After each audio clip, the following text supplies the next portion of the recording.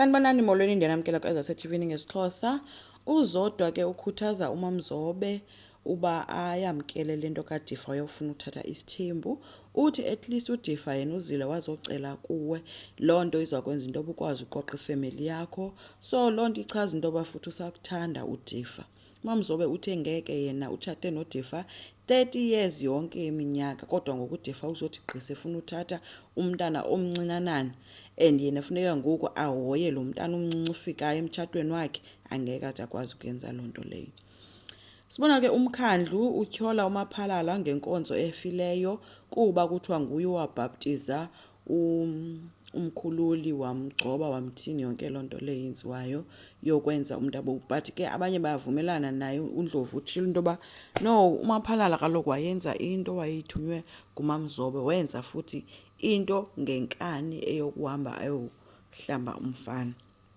So ke kuthiwe makahambe ke ayothetha nomkhululi ngale nto yale nkonzo evele wathi efika ecaweni kwabe kungekho kwabantu, imithi yodwa izihlahla zodwa. So kuthiwe ayikho right, kuyacela into yoba awuthetha naye njengamntu ke umkhululi otshate nomntana wakhe. Wathi kuMaphalala kulungile uzoyothetha ke nomkhululi. Umkhululi ke uphinde wavuka wawalisambane kwakhona, unxile ulele utiphile esofeni, ulale ubusuku bonke ekhawutshini. So ukhalazela nento ubumkakhe engakhange amfuse kude kubethu 8 ekuseni. So uvuka kwakhe kuvuka ohamba onyola nefoto kaMvelase emxelela into yoba kunje nguwe lo, ngoba zange undihoye ngumntana, kungoku ndimdala ndingaka ndikhokhela inkonzo kodwa still usandilahlile awundihoyanga. So bebekhuza abantu kuthiwa makangazi ngolu hlobo enza ngalo. Wabe sesitsho futhi into yoba ke yena imali le nkonzo noba bangangisa abantu ecaweni, yena imali usazawuyitya. So unestress ke umlungisi. Ufikile ke uMaphalala kumkhululi, ufike wamxelela ke bakudala emxelela uba makohlukane noSibusiso. uSibusiso akho nto azawuyenza, umthatha iadvantage yokuba engayazi imithetho yenkonzo. So umenza ingathi uyayazi, andakazi kwanto ngenkonzo yena kuqala. Wabe sesithi umkhululi ke nina nazi intoni engcono enisenindixelele yona ningandichazeli into yoba nithe mandenze le into. Wathi into eniyaziyo kukundixelela nge-information e-useless. Hayi ke uMaphalala wayihlekela phezulu ethi ihe asazi sonke. Watsho ke umakoti esuzile wathi ke le mbiza uyiphekayo uzayiphaka kwangoku kwakho, and ethi wena iba wawungazange uye enkonzweni unoSibusiso ufike unxilile, abantu besenalo ithemba ngakuwe. Nangoku uMamzobe eya kuDifa eyoxoka ethi uyasivuma isithembu makamthathe omnye umakoti. Kulungile. uDifa wokwembuza into yoba hayibo ushona ngale nto uyithethayo. Wathi omnye ewe ndisho, futhi ungammema nakwidina azotya nathi isapha. uDifa uthe ke hayi ngeke avume, yena akanathi esohlulwa nguye A1 aphinde avume isithembu. Kanti ke uMamzobe ubethe kuzodwa yena uzovuma uDifa enze nayo lo makoti ukwenzela azawumenza nje into efana neleta.